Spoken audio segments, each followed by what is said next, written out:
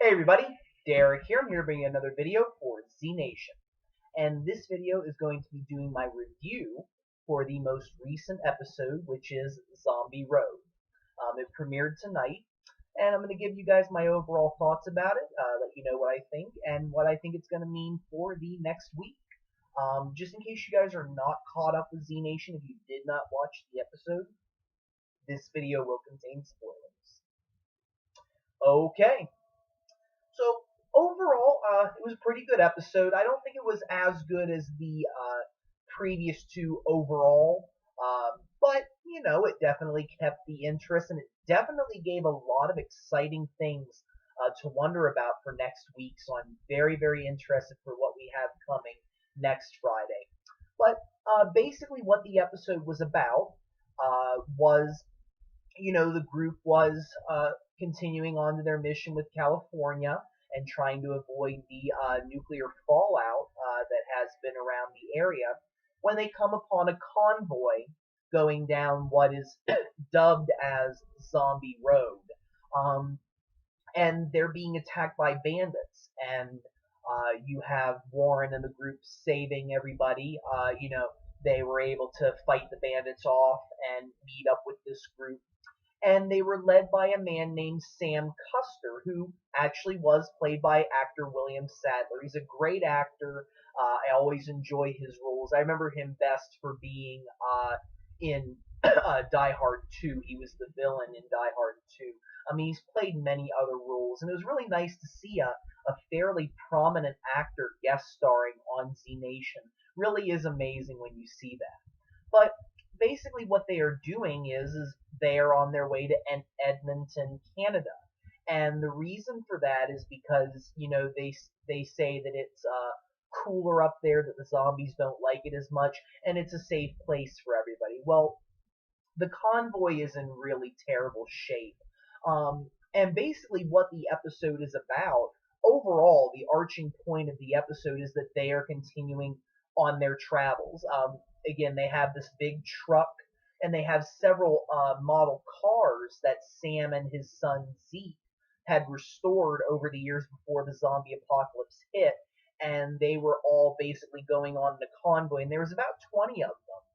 But unfortunately, a lot of them were infected with radiation sickness and radiation poisoning, and many of them were slowly dying.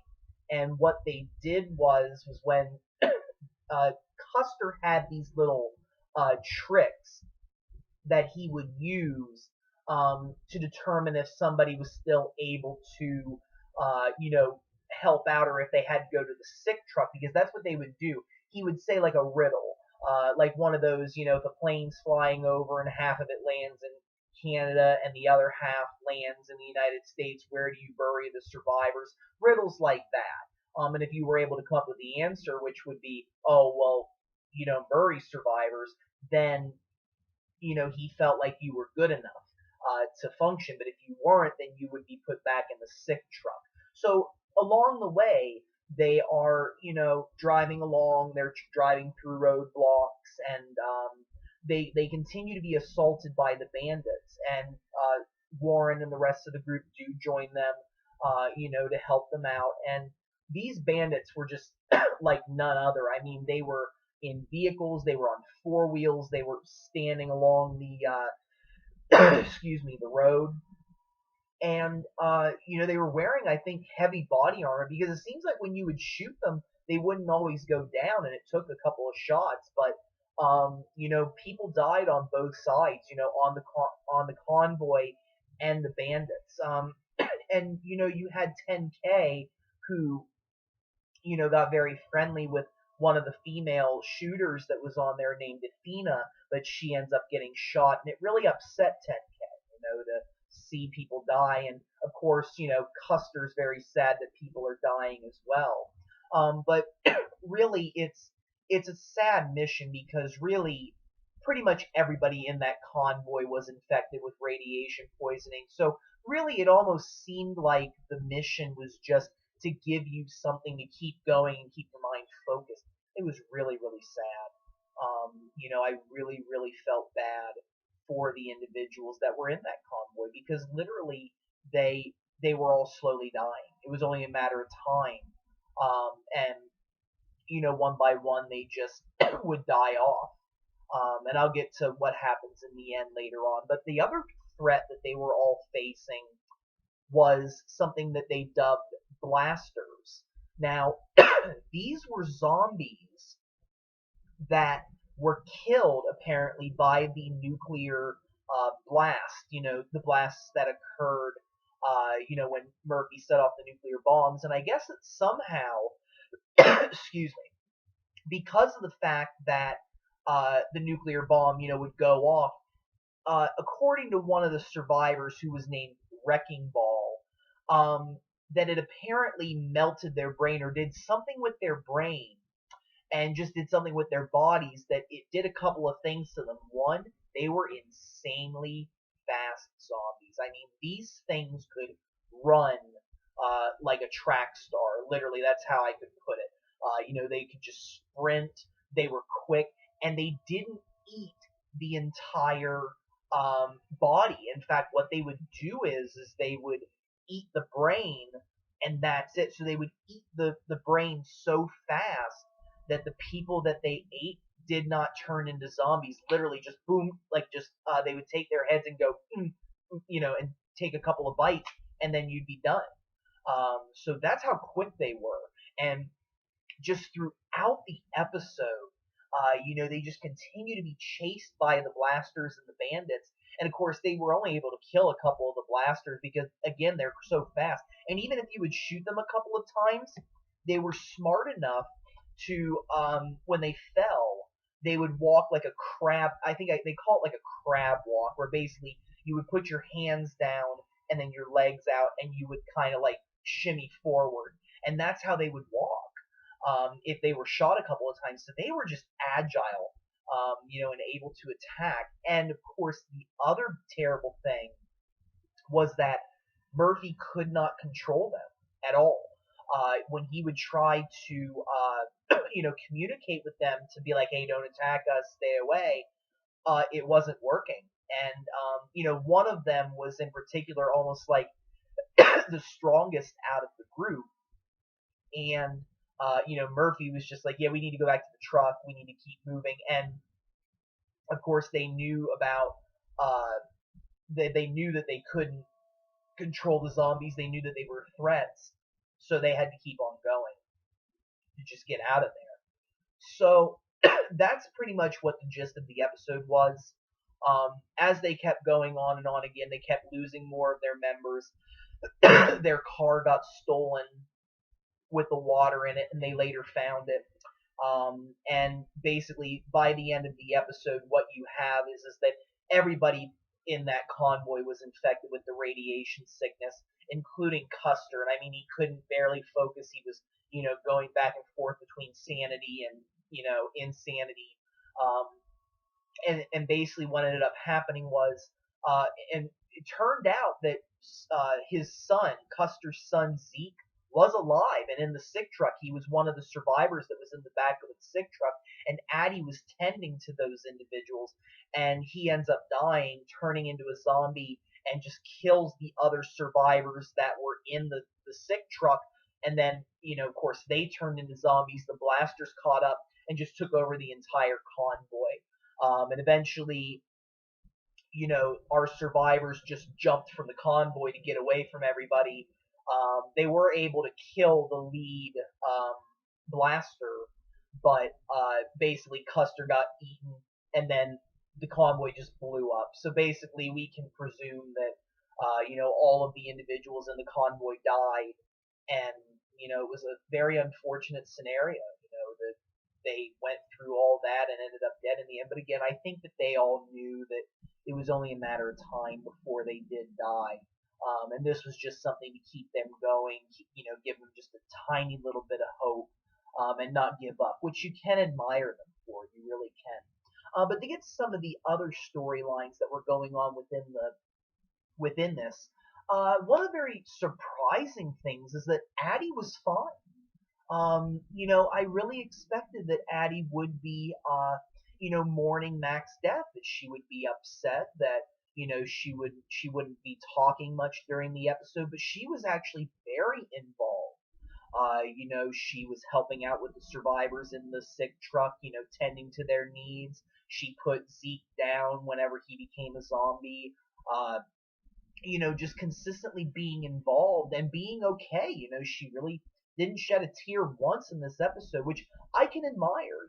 I definitely was very surprised to see that she has, in a sense, dealt with this in a very okay manner. And it really does make you wonder if that is something that, Addie has adopted, is that she is a changed person, and whether that's because of the events that took place in the Sisters of Mercy compound, or whether it's just, there is a lot of this focus on the mission, that she's able to focus her, everything on the mission.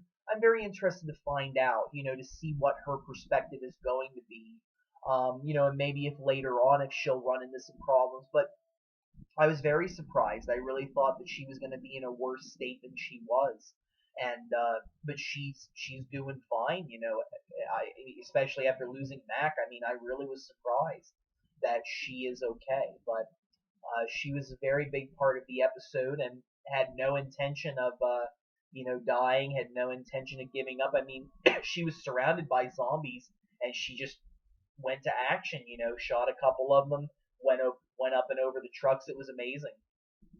Um, and we're of course introduced to Seaweed in this episode, and it's not just any, it's not just this random thing. The character known as Wrecking Ball, he had a supply of it, and he explained to Doc and Murphy that seaweed is made out of, I guess, zombie compost, I think is what he called it. And, it really gave them a high, which was insane. But it did a couple of interesting things to Cassandra.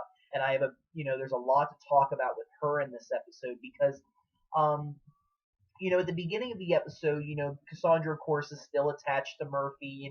She was giving him a back massage probably because Murphy was telling her to.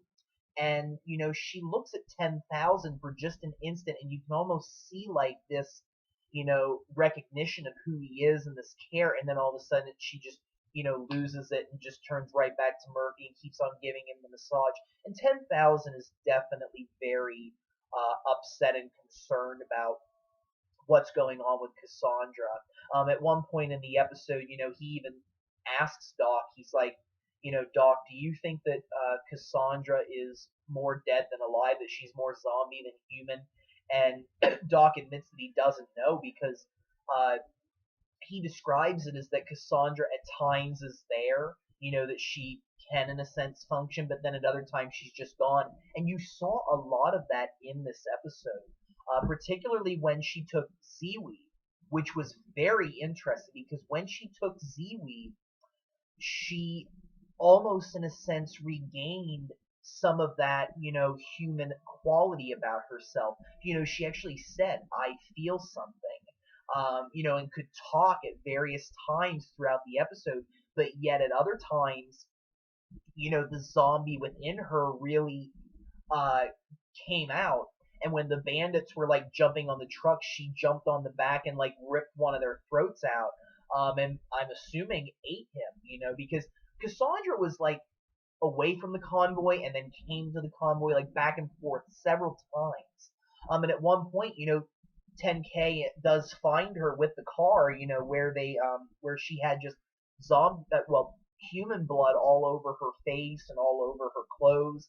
And, he looked at her, and just, again, nothing was there. And of course, she like looks at him again and then just again goes right back to Murphy. So, you really do wonder, is there really this conflict going on within her between, her human qualities and her zombie qualities? And there may be, and we may see more of that. And there's more that I'm going to get to in just a second because there's another big development coming. But, she really was, regaining some of that ability to be herself when she took the seaweed, but she can still be controlled by Murphy because right at the end of the episode, Murphy made Cassandra smack Wrecking Ball with her hand through the telekinesis power, and that's where a big development is coming, because Murphy and Cassandra and Wrecking Ball actually leave the group, like right near the end of the episode. Murphy just gets in that car that had the water and stuff, and he and Cassandra drive away, and the group's like, well, didn't see that coming. Well, Murphy's on his own again. He's left the group, which, again, was something that I thought might happen. Was Murphy going to stick around or wasn't he? And it's pretty clear, he's going to stay when he wants to, and he's going to leave when he wants to.